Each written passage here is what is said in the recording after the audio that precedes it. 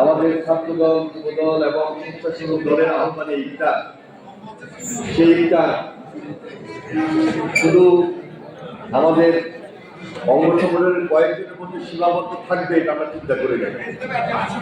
রাজপথের সাথে সাথে আপনাদের সবাইকে আমাদের এই অঙ্গ সংগঠন সমূহের পক্ষ থেকে আপনাদেরকে দাওয়াত করেছেন, আপনারা উপস্থিত হয়েছেন।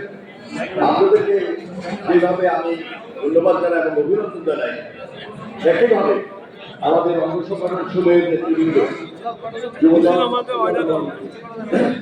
স্বেচ্ছাসেবক দলকে আমি আন্তরিকভাবে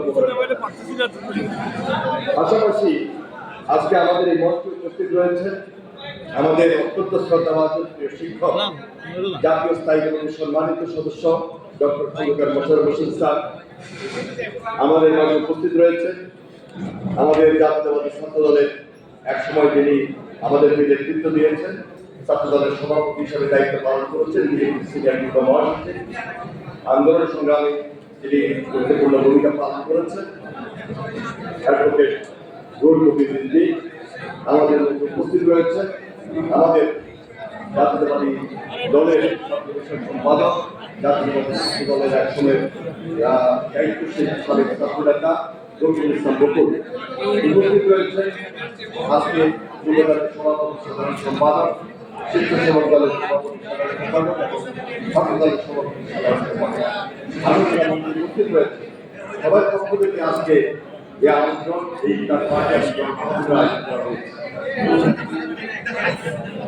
আমি শুধু একটি কথা বলে আমার বক্তব্য শেষ করব, কারণ সময় হাতে নেই। আমাদের প্রধান অতিথি বিশেষ অতিথি বক্তব্য রাখবেন। বিএনপি আমরা একটা সুদৃঢ় ঐক্য, যে ঐক্যের মধ্য দিয়ে আমরা সামনের দিনগুলো অতিবাহিত করতে চাই, এই ঐক্যটা আমাদের কাছে খুব জরুরি।